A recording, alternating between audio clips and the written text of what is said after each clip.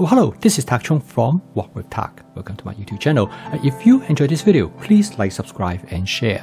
Feel free to write to me at walkwithtak@gmail.com if you have any question regarding to this video or any other videos that I've posted in the past.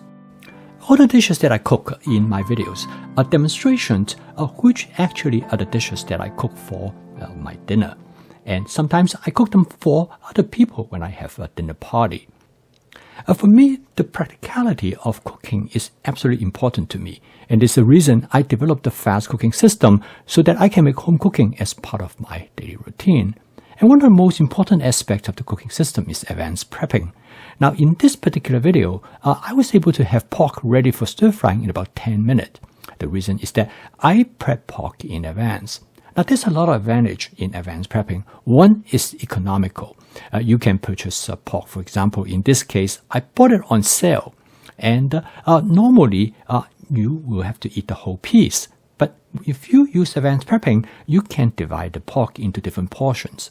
And one advantage of advanced prepping is that in addition to able to purchase them at a lower cost, you can also able to prepare them in advance. And in here's demonstrate is that I cut the pork and I first cut it into strips. And then I'm able to cut them into the pieces that I want. Now this is a distinct advantage because now you will be able to stir fry the pork anytime you want. And it will save you time for prepping it. Now as you can see, this piece of pork will provide me actually quite a few meals. Now I normally eat meat almost every meal. But I use meat mainly as a condiment. I use usually about maybe 6 to 8 ounces of meat for my wife and I. And this is adequate for us. And in here, as you can see that you can actually generate quite a few meals from this piece of pork. So you prep once and you put them in the freezer. Then you will be ready for any time when you want to have pork for dinner. So in this case, I freeze the pork in a Ziploc sandwich bag. Now the reason I choose this bag because just the right size. And I freeze it in such a way it's flat in configuration so it can be thawed out very quickly in a bowl of lukewarm water. I prep all my meat in almost exactly the same way with some minor differences. I always prep them using a method I call it dry marinating. In this case, I use dry ingredients. I first use cornstarch and then I will use a seasoning mix. In this case, I use my basic seasoning mix. But you can use whatever seasoning mix that you would like. And this is followed by a small amount of sugar. Now, all of this play a significant role because the dry marinating will keep the meat as dry as possible.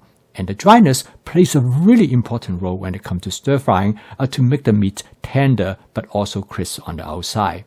Now with advanced prepping, I have all the other ingredients available to me. For example, I have onion already cut up, and onion usually are good for about several days.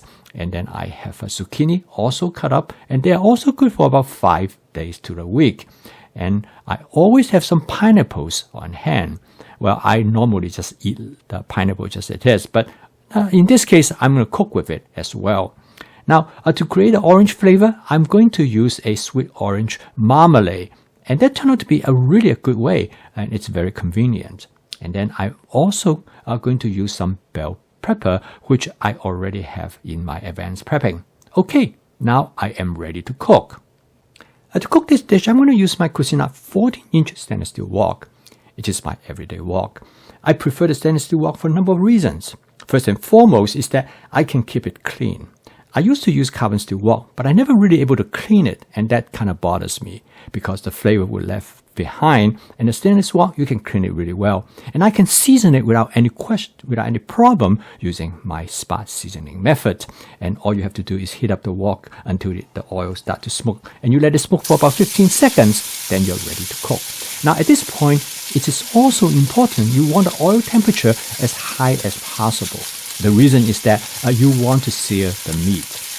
The way how the meat is being seared, there are a couple of reasons that I use the dry marinade. Because that will absorb as many moisture as possible by the cornstarch.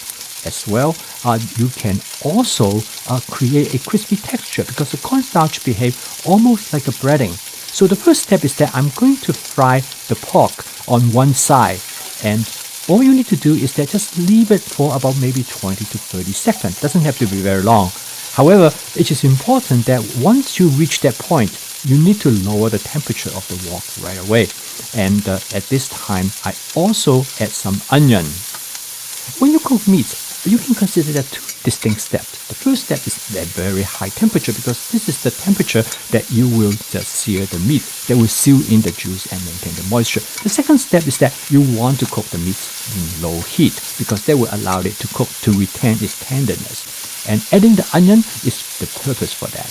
And this is followed by adding some zucchini. Now, when you stir fry, at this point, you need to lower the temperature, usually at about medium or to low. You want to cook all the ingredients relatively slowly under low heat, so this will retain the moisture and also will not overcook or burn the ingredients. The temperature control is really important in stir frying. Most people use high heat all the way, and the end result is that their food ingredients get burned, and you will not have that nice tenderness that associates with a well-cooked ingredients. And this is followed by first with some seasoning. Use oyster sauce. The oyster sauce forms the foundation because it provides umami flavor to the dish. And the reason that I always use oyster sauce, because I'm familiar with the flavor. I know what it tastes like. And therefore, I can control exactly what the flavor is going to be, because different dishes, you might have different results. The flavor is pretty much what I like it to be. And next, I'm going to add the marmalade. Now, the marmalade, again, depends on how sweet you want the dish to be. So you can make adjustments accordingly. And then this is followed by the addition of pineapples.